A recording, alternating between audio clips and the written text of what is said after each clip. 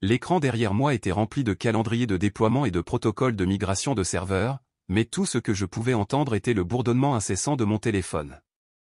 J'étais au milieu d'une phrase, en train de présenter un déploiement de sécurité à l'équipe de direction, lorsque les vibrations se sont intensifiées, 3, 4, 5 d'affilée. Je me suis arrêté.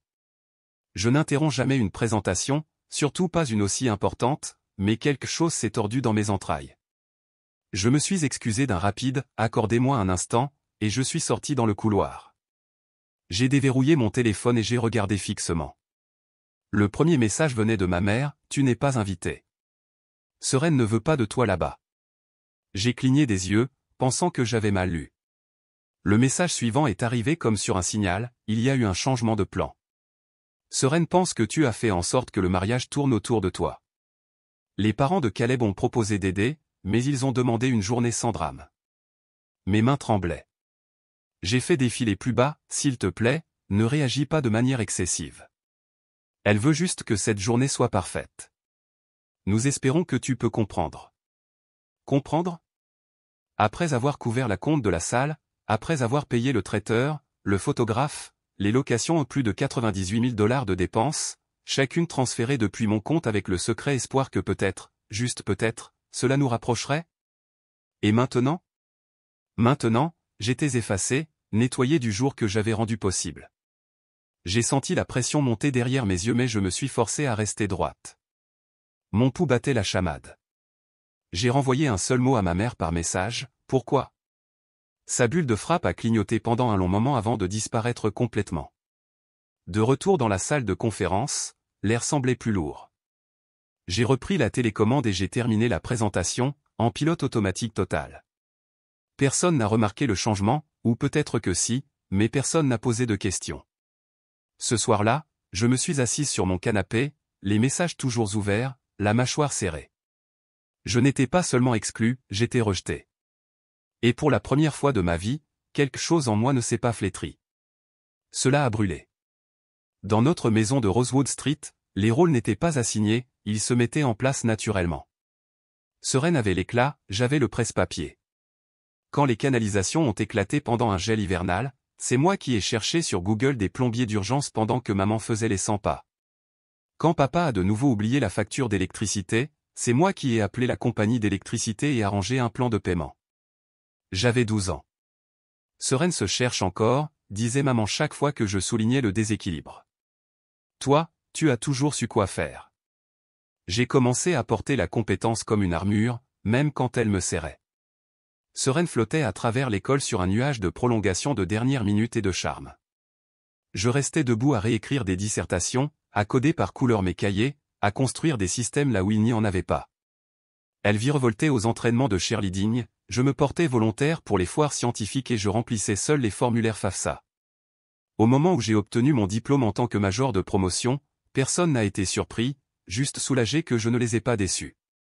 Je suis parti pour l'université à Seattle avec 2 sacs de sport et une promesse silencieuse, je ne compterai jamais sur personne comme tout le monde avait compté sur moi. 4 ans plus tard, j'ai traversé la Seine avec la mention summa cum laude, une offre d'emploi déjà en main. Je travaillais tard, j'économisais agressivement et je vivais dans un studio au mur fin comme du papier pendant que d'autres sablaient le champagne avec leur premier salaire. Quand notre start-up a été vendue, je me suis réveillé millionnaire, pas d'annonce, pas de voiture de luxe, juste un solde de compte tranquille et la première bouffée d'espace que j'ai jamais connue. C'est alors que les appels ont commencé, la voiture de papa devait être remplacée, les heures de maman avaient été réduites, le bail de Seren s'était mal terminé. J'ai aidé à chaque fois, non pas parce qu'on me le demandait, mais parce qu'on m'avait formé à anticiper la demande avant qu'elle n'arrive. Ainsi, lorsque Seren s'est fiancée, aider pour le mariage m'a semblé être une autre attente tacite. Cela a commencé par un appel téléphonique à minuit. La voix de Seren était haletante, vibrante. Talia, il m'a demandé en mariage. Sur un bateau, au coucher du soleil. C'était parfait. J'étais somnolente mais heureuse pour elle. Elle semblait sortie d'un de ces tableaux Pinterest qu'elle parcourait au lycée. Elle a dit qu'elle voulait un petit mariage, intime, charmant. Puis elle a mentionné le domaine Griffin, un lieu dont je savais qu'il commençait à 50 000 $ rien que pour les bases. Ne t'inquiète pas, s'est-elle empressée d'ajouter, les parents de Caleb envisagent d'aider, et je sais que maman et papa ne peuvent pas faire grand-chose, mais on va s'arranger. Peut-être juste aider avec quelques petites choses? J'ai dit oui sans demander de détails. Je disais toujours oui. 2 semaines plus tard, elle a fait glisser une feuille de calcul sur la table pendant le brunch. Elle était codée par couleur et terrifiante, le budget total, 120 000 $. Les petites choses incluaient apparemment tout l'acompte de la salle, le photographe, le traiteur et une douzaine d'autres éléments essentiels. Nous attendons juste des nouvelles des parents de Caleb, a-t-elle dit, les yeux embués d'une impuissance étudiée. Ils ne sont pas encore tout à fait partants. Au moment où j'ai réalisé que « nous allons nous arranger » signifiait « tu vas t'arranger », j'avais déjà transféré l'acompte pour le domaine Griffin et payé la première facture du traiteur. Les appels continuaient d'arriver, le fleuriste avait besoin d'un acompte urgent, la robe de créateur dont elle était tombée amoureuse allait être discontinuée, le groupe que Caleb adorait avait soudainement une ouverture si nous agissions vite. Chaque fois, cela ressemblait à une urgence. Chaque fois, il semblait que seul moi pouvais sauver la situation. Je faisais des tableurs, je suivais les reçus et je me persuadais qu'une fois le mariage terminé, je pourrais de nouveau respirer, qu'il se souviendrait que j'avais tout rendu possible. Mais quelque part entre la 3e facture et la 5e demande Venmo urgente, j'ai cessé d'être une sœur pour devenir une partenaire commerciale silencieuse ou une partenaire qui n'était jamais sur les photos mais qui payait toujours la note. Et quand j'ai finalement demandé ce que la famille de Caleb apportait, Seren a hésité. Ils ne sont pas sûrs, ont-ils dit. Peut-être plus tard. C'est juste une période stressante. Apparemment, ce n'était pas assez stressant pour qu'il manque la retraite au spa qu'ils avaient réservé pour son week-end d'enterrement de vie de jeune fille. Cela a commencé modestement, une discussion de groupe à laquelle je n'étais pas ajouté, une réunion avec le fleuriste programmée pendant mon bilan trimestriel, une dégustation de gâteaux dont j'ai appris l'existence grâce à une photo taguée sur la story Instagram de Seren. Chaque fois que je demandais, elle avait une raison, je ne pensais pas que tu serais libre. J'ai pensé que maman pourrait y aller à la place. Je voulais te le dire, c'était vraiment à la dernière minute. Je voulais la croire. Je me disais qu'elle était juste débordée. Mais au fil des semaines, le schéma s'est durci, je payais la facture pour des décisions auxquelles je n'étais pas invité à participer. Je continuais à me présenter malgré tout, j'ajustais mes réunions, je prenais des trains tôt, j'essayais de me réinsérer dans un processus qui avait discrètement continué sans moi. Un après-midi, je suis passé par un hôtel-boutique près de l'appartement de Seren pour déposer des contrats imprimés qu'elle m'avait demandés. Je me suis arrêté au café pour un café et je l'ai aperçue à 2 tables de là, en pleine conversation avec sa demoiselle d'honneur, Kendra. Je me suis figé quand j'ai entendu mon nom. Elle est tellement maniaque du contrôle, a dit Seren, sans même baisser la voix. Ce n'est pas parce qu'elle paie que c'est son mariage. Kendra a siroté son latte. Ouais, mais au moins tu ne t'endettes pas, non? Seren a eu un petit rire. Je veux dire, c'est un petit prix à payer pour ses tableurs et ses commentaires passifs-agressifs. J'aimerais juste qu'elle envoie l'argent et qu'elle se tienne à l'écart. Je me suis éloigné avant qu'elle ne me voie, les mains tremblantes.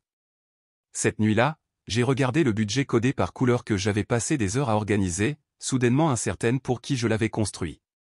Pendant tout ce temps, je pensais que j'aidais, que je soutenais, que j'étais la sœur qui répondait présente. Mais il s'est avéré que répondre présente était le problème. Et la semaine suivante, la situation a empiré. Le message est arrivé pendant notre réunion debout du lundi, enfoui entre les notifications Slack et les alertes de déploiement de code. Une cousine du côté de Caleb, quelqu'un à qui j'avais à peine parlé, m'a envoyé un message, et « Désolé d'apprendre que tu ne viens pas. J'espère que tu te sens mieux. » J'ai regardé, confuse. Puis un deuxième, Seren a dit que tu avais des épisodes. Je ne savais pas que les choses allaient si mal. Mes mains sont devenues froides. Des épisodes? J'ai appelé ma mère pendant ma pause. Elle a répondu à la 3e sonnerie, déjà sur la défensive. Talia, j'allais t'appeler ce soir. Qu'est-ce qu'elle leur a dit? Ai-je demandé. Il y a eu une pause. Elle a juste dit que tu avais été débordé dernièrement, que peut-être le stress affectait ton comportement. Débordé? C'est comme ça qu'on appelle ça maintenant? Ai-je dit, la voix neutre. Alors, au lieu d'admettre que j'ai payé 90% de son mariage tout en étant ignoré et insulté, elle a dit à la famille de Caleb que je suis mentalement instable? Elle ne le pensait pas comme ça. Elle est sous tellement de pression, Talia, a dit maman doucement, comme si cela améliorait les choses. Les parents de Caleb commencent enfin à se faire à l'idée du mariage. Elle a juste peur que quelque chose ne le gâche. Quelque chose comme moi. Silence. Ce n'est pas moi le problème, ai-je dit, plus pour moi-même que pour elle. Le problème, c'est qu'elle ment à tout le monde, y compris à toi, et tu préfères protéger le fantasme plutôt que de l'admettre. Ma chérie, c'est compliqué. Non, en fait, ça ne l'est pas, j'ai raccroché avant qu'elle ne puisse en dire plus. Je suis resté là, dans mon bureau, à regarder mon reflet sur l'écran sombre de l'ordinateur, et quelque chose en moi a changé, pas de la colère, pas de la tristesse, de la clarté. Ils n'allaient jamais me voir, pas à moins que j'arrête de leur faciliter la tâche de me faire disparaître. Et le lendemain matin, j'ai fait quelque chose qu'aucun d'eux n'avait vu venir. Je n'ai pas dormi cette nuit-là. Je me suis assise à ma table de cuisine avec une tasse de thé froid à la lueur de l'écran de mon ordinateur portable, entouré de contrats imprimés, de fiches de courriel et de tableurs que je connaissais par cœur. J'avais des reçus pour tout, acompte de la salle, traiteur, fleurs, photographe, location à 55 dossiers de planification, codés par couleur et obsessionnellement mis à jour au cours des 6 derniers mois. Tout cela se trouvait dans des dossiers intitulés « Mariage Seren et Caleb ».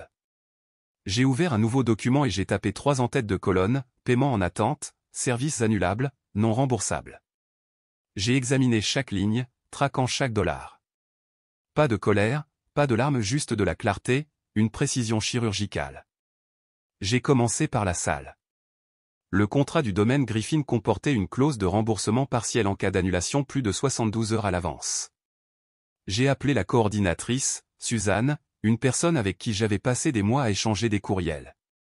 Bonjour Suzanne, c'est Talia Rowan. J'ai besoin d'annuler la réservation.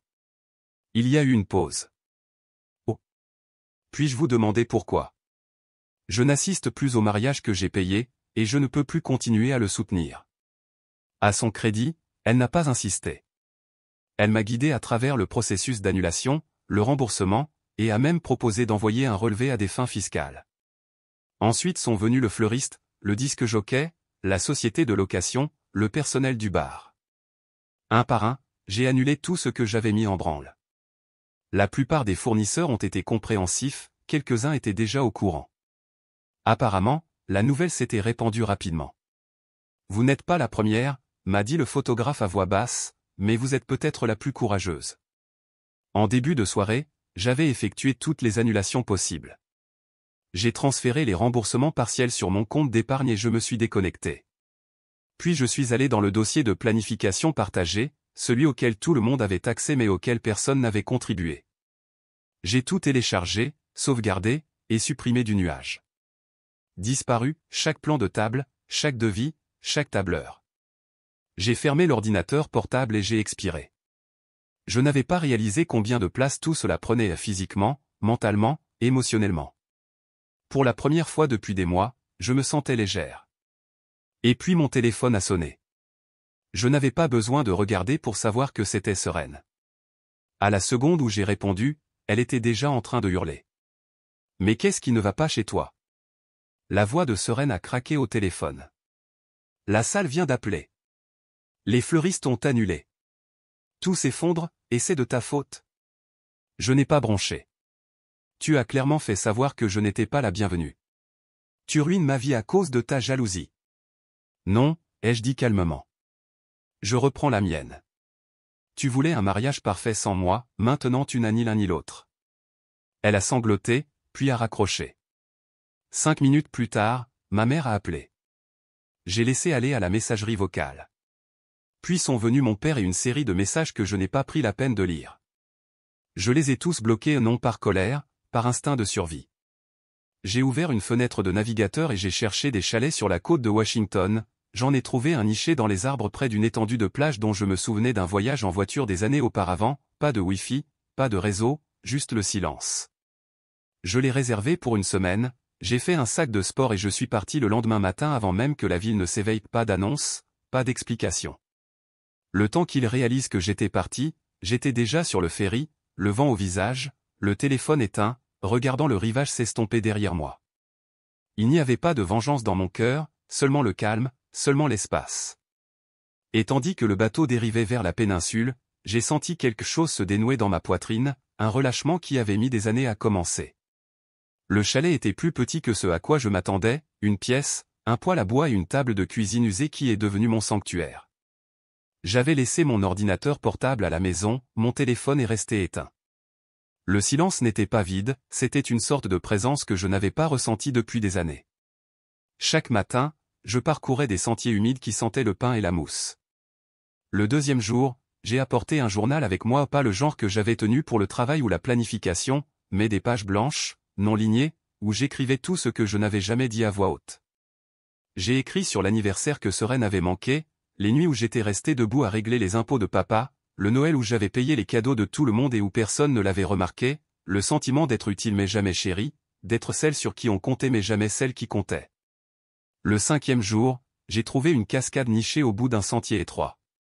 Je me suis assise à proximité et j'ai déchiré chaque page du journal en lanières, les laissant tomber dans le courant une par une.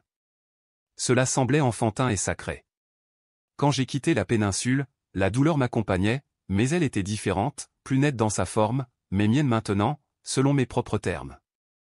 J'ai pris rendez-vous avec un thérapeute avant de défaire mes valises. Le docteur Kessler ne m'a pas demandé d'emblée mon histoire, elle m'a demandé qui j'étais quand je ne réglais pas les problèmes des autres. C'est la première question qui m'a fait pleurer. Nous avons commencé lentement, schéma, limite, mythes familiaux. Je me présentais chaque semaine. J'ai arrêté de justifier ce que je ressentais, arrêté d'expliquer qui j'étais. Le chagrin n'a pas disparu, mais il a cessé de contrôler la pièce.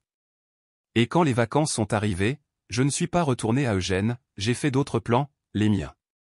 Le printemps est arrivé discrètement, pas de grandes révélations, juste de petits choix qui se sont additionnés. J'ai changé ma signature de courriel. Je me suis désabonné de la discussion de groupe. J'ai arrêté de répondre aux questions qui commençaient par « peux-tu juste ?» J'ai réorienté l'énergie que je consacrais à gérer les crises des autres, une bourse de codage pour les filles des écoles rurales, un don mensuel à un projet de reforestation dans la péninsule olympique, les mêmes bois qui m'avaient aidé à respirer à nouveau. Cela faisait du bien de donner sans qu'on s'y attende. Ma thérapeute appelait cela la réaffectation émotionnelle. Elle a dit que j'avais passé tellement de temps à être le contact d'urgence de la famille que j'avais oublié comment m'appartenir. J'ai passé Thanksgiving avec des collègues qui cuisinaient à partir de tutoriels YouTube et riaient de leurs propres tartes brûlées. Le matin de Noël, j'ai bu du café dans une maison remplie d'amis qui se passaient des jeux de société au lieu d'attente. En séance, nous avons cartographié mes rôles familiaux. Externalisation émotionnelle, a expliqué le docteur Kessler. Ils ont fait de toi le récipient dans lequel ils déversaient leur stress, et tu appelais cela de la proximité. J'ai hoché la tête, sachant déjà que c'était vrai, je n'avais juste pas eu les mots pour le dire. Nous avons aussi parlé de culpabilité, comment mes parents m'avaient élevé pour me sentir responsable du confort de chacun, comment la fragilité de Sereine était devenue l'axe autour duquel notre famille tournait. Mais maintenant, je choisissais une nouvelle orbite, une qui ne m'obligeait pas à me rétrécir. J'ai arrêté de garder un œil sur eux. J'ai arrêté de lire entre les lignes des messages à demi enthousiastes. J'ai laissé le silence s'étirer. Et puis, un après-midi de janvier, une enveloppe bleu pâle est arrivée dans ma boîte aux lettres, pas d'adresse de retour, juste mon nom écrit d'une écriture que je n'avais pas vue depuis que nous étions enfants. L'enveloppe était douce sur les bords, comme si elle avait été transportée pendant des jours avant d'être postée. À l'intérieur se trouvait une simple carte, pas de fleurs, pas d'écriture en relief, juste l'écriture de Sereine, plus petite que dans mon souvenir. Je te dois des excuses. Pouvons-nous parler? Pas d'excuses, pas d'explication, juste ces mots. Je l'ai lu 2 fois avant de la poser sur le rebord de la fenêtre. Elle y est restée 3 jours, jusqu'à ce que je lui envoie finalement un message, mardi, 15h, café Grace and Finch. Elle a répondu par un simple « j'y serai ». Je suis arrivé en avance, j'ai commandé un thé à la menthe et j'ai choisi une table près du fond. Quand Sereine est entrée, je l'ai à peine reconnue. Fini les talons et les ondulations soignées, elle portait un pull gris et pas de maquillage, ses cheveux tirés en un chignon désordonné qui ne semblait pas délibéré. Je ne sais pas par où commencer, a-t-elle dit après que nous nous soyons assises. Sa voix n'était pas tremblante, elle était calme. Je n'ai pas répondu. J'ai attendu. Je suis en thérapie, a-t-elle dit. Depuis octobre. Caleb et moi divorçons. Il n'a rien fait de mal, exactement. C'est juste que, j'ai construit toute mon identité autour de l'approbation de quelqu'un d'autre, la sienne, la tienne, celle de maman. J'ai continué à écouter. J'ai raconté des mensonges, a-t-elle dit, des gros. Sur toi, sur ta santé mentale. J'avais peur que sa famille ne m'accepte pas, alors je leur ai donné une version de la réalité où je n'étais pas le problème. Et je t'ai laissé en payer le prix financièrement, émotionnellement, tout. Je ne ressentais pas de colère, plus maintenant, juste quelque chose comme une douleur, adoucie par le temps. Je ne te demande pas de me pardonner, a-t-elle poursuivi. Je veux juste que tu saches que je le vois maintenant, tout ça. Nous sommes restés assises longtemps après cela. Nous ne nous sommes pas étreintes, nous n'avons pas parlé de l'avenir. Mais quand elle m'a demandé si je voulais voir le programme auquel elle postulait à un certificat en éducation de la petite enfance, j'ai hoché la tête. Nous n'étions pas redevenues sœurs, pas encore, mais nous n'étions plus des étrangères non plus. Et cela, d'une manière ou d'une autre, suffisait pour commencer. C'est calme maintenant, mais pas vide. La table à manger que j'ai construite avec du bois de récupération à 6 chaises dépareillées, chacune occupée ce soir. Des amis se passent les plats, racontent des histoires, se resservent mutuellement à boire. Personne ne demande ce que j'ai apporté pour mériter ma place, ils font juste de la place. De l'autre côté de la pièce, Brian croise mon regard et sourit. Ce n'est pas le genre de sourire qui demande quelque chose, juste une reconnaissance. Nous nous sommes rencontrés il y a des mois lors d'une rencontre technologique à laquelle j'ai failli ne pas assister. Il m'avait demandé ce que je faisais en dehors du travail, et je ne savais pas comment répondre. Maintenant, je sais, j'accueille, je suis mentor, j'écris, je vis. Après que tout le monde soit parti, je lave la vaisselle dans de l'eau chaude et une lumière douce. Sur l'étagère au-dessus de l'évier se trouve une petite carte pliée, papier crème, encre légèrement bavée. Je l'ai trouvée glissée dans une note de remerciement d'un boursier le mois dernier. Tu n'as jamais été le plan de secours. Tu étais le plan directeur. Je passe mon doigt sur les mots. Laisse-les s'installer. Pendant des années, j'ai cédé ma place à table et j'ai appelé cela de l'amour. Maintenant, je construis la mienne, et chaque siège ici a été fait avec soin, et non par excuse.